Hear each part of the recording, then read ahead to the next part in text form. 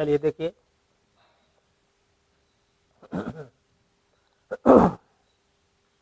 पहले हम लोग क्या करें, ये जो हमारा रेजिस्टेंस है, ये जो श्रृंखला है यहाँ देखिए, पहले इसको हल करें, ठीक ना। पहले जो है इस वाली श्रृंखला को, ठीक ना। आइए देखें, पहला टर्म में ए और ए कैसे हैं, parallel,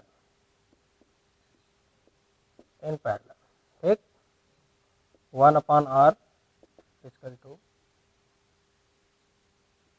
1/10 plus 1/10 equal to 2/10 r dash equal to 10/2, ठीक। 2 5 या 10, 5 ओम। तो यहाँ कितने ओम का रजिस्टर लगा हुआ है, 5 ओम का, ठीक ना। यहाँ जो रजिस्टर लगा हुआ है वो 5 ओम का है, ठीक। अब हल करेंगे इन दोनों को, ये दोनों कैसे हैं, सेकंड टर्म में इन सीरीज में है, सीरीज में है ना भाई, देखा, इसका एक सिरा इसके एक सीरीज कनेक्ट है, फिर वाला इधर से, ये वाला इधर से, तो ये दोनों कैसे हुए, सीरीज में, ठीक। r double dash equal to, वहाँ लिखिए 10 प्लस 5 इक्वल टू 15, ठीक। अब इन दोनों को मिलाकर कितने ओम का रजिस्टर है, 15 ओम का, ठीक। अब हल करेंगे इन दोनों को, इसको और इसको, अगेन थर्ड पॉइंट में एक दूसरे से कैसे हैं, पैरेलल हैं, in parallel r triple dash equal to 1/r triple dash 1/10 plus 1/15, LCM ले लीजिए, कितना एलसीएम होगा यहाँ देखिए, 10 और 15 एलसीएम 30, ठीक ना, एलसीएम 30, 10 त्याँ 30 प्लस 15 दूना 30, 3 2 5/30, ठीक। या लिख सकते हैं इसको, हाँ, 8 ट्रिपल डैश 30 डिवाइड बाई 5, 5 6 जा 30 ना, 6 ओम आ गया।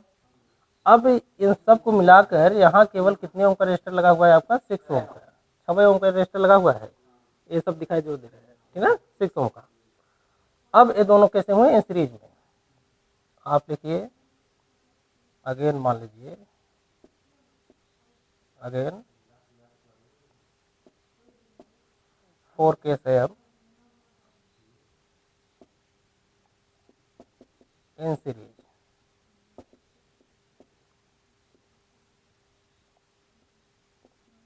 इक्वल टू, कैसे हैं दोनों, श्रेणी क्रम में, हाँ श्रेणी क्रम में है, तो हो जाएगा हमारा 10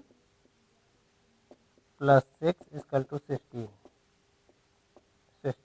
तो रिजल्ट क्या हुआ हमारा 16 ओम, ठीक ना।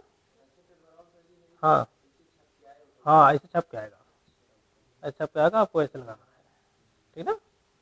आंसर आपका ये है 16 ओम। इसीलिए लोग जो है घरों में जो है वायरिंग करवाते हैं तो समांतर क्रम से ही हो जाता है। समांतर क्रम में क्या होता है कि आपका जो रेजिस्टेंस होता है वो घट जाता है। अब देखिए इतने भारी भरकम सब रेजिस्टेंस लगे हुए हैं, 10 ओम 10 ओम 10 ओम 10 ओम 10 ओम, लेकिन पूरा मिला कितना है, 16 ओम का है। और सवाल किसका है, जेईई मेंस का। अब देखिए रेजिस्टेंस कैसे बना हुआ है, जो सर्किट बनी हुई है, सर्किट कुछ इस तरीके से है।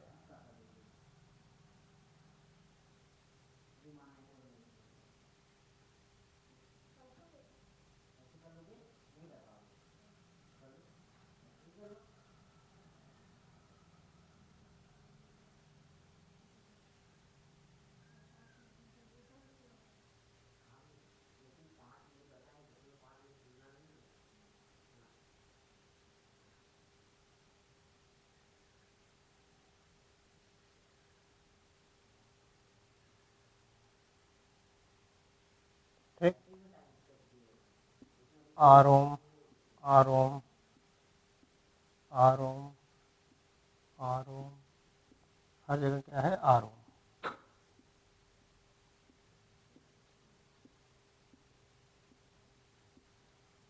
ठीक, अब आपको कह रहा है कि बिंदु ए व बी के बीच तुल्य प्रतिरोध।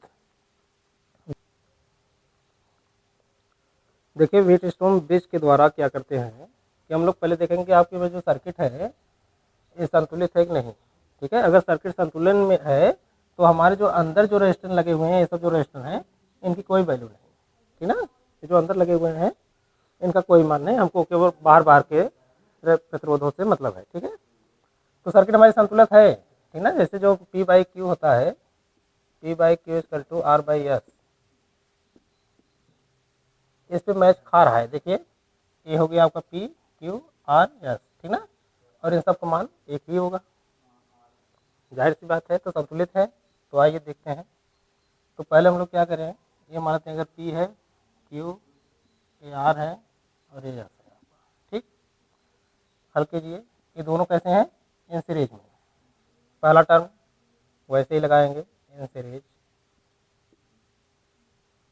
इन series R equal to R dash, R dash equal to R plus R equal to 2R, ठीक। R plus R equal to 2R ohm, ठीक है, ये दोनों में। अब इसी तरीके से इनको हल कर लीजिए। अगेन सेकंड केस में R double dash, R plus R equal to 2R, ठीक। कितना हो गया, 2R, 2R ओम, ठीक। यहाँ 2R ओम, यहाँ 2R ओम। अब ये दोनों एक दूसरे से कैसे हो गए, समांतर। थर्ड केस में इन पैरेलल, ठीक। मान लेते हैं 1 by R triple dash equal to 1 by 2R plus 1 by 2R equal to कितना हो जाएगा, 1 2, ठीक ना। तो ये हमारा हो गया 2 बाई 2R, ठीक ना। 2 2 से कैंसिल हो गया, तो 1 बाई आर, ठीक। अब यहाँ अगर 1 बाई आर बचा आपका, ठीक है,